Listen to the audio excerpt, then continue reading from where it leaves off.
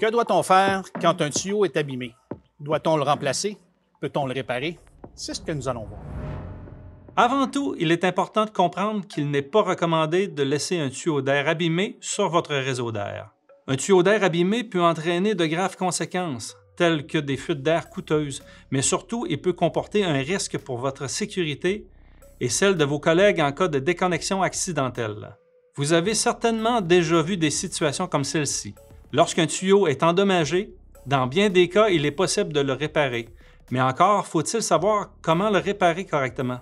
Voici 3 possibilités de réparation. Situation numéro 1, tuyau abîmé aux extrémités. Pour réparer un tuyau endommagé à une extrémité, coupez la partie abîmée à l'aide d'un couteau ou d'un coupe-tube. Une fois le tuyau coupé, insérez un raccord à barbillon de même dimension que le diamètre intérieur du tuyau. Prenez ensuite un collier de serrage de diamètre plus grand que le diamètre extérieur du tuyau. Vous pouvez utiliser un collier de serrage à vis, simplement prendre un tournevis et serrer fortement la vis. Vous pouvez également utiliser un collier de serrage à 2 oreilles. Vous aurez alors besoin d'une pince à mâchoire pour écraser les 2 oreilles. L'avantage de ce type de collier est qu'il est beaucoup plus sécuritaire pour la manipulation puisqu'aucun bout métallique ne dépasse, ce qui élimine les risques de blessure. Situation numéro 2, tuyau abîmé au centre.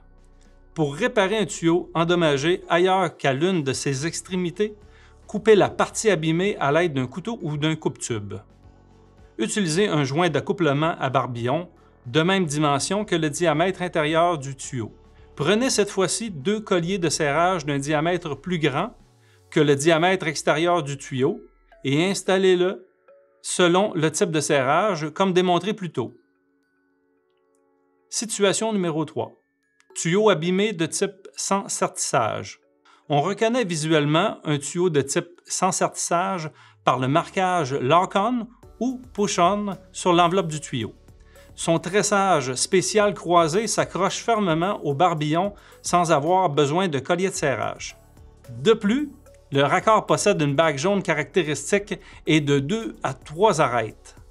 Pour réparer ce type de tuyau, coupez la partie abîmée comme dans les 2 autres exemples.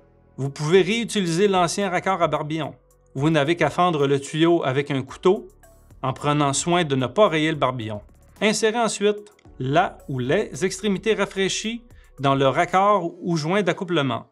Le tuyau sans sertissage ne nécessite aucun collier de serrage et ne présente aucune salie métallique. Sa manipulation est très sécuritaire et élimine les risques d'égratignure. C'est pourquoi il est le favori dans les ateliers de carrosserie.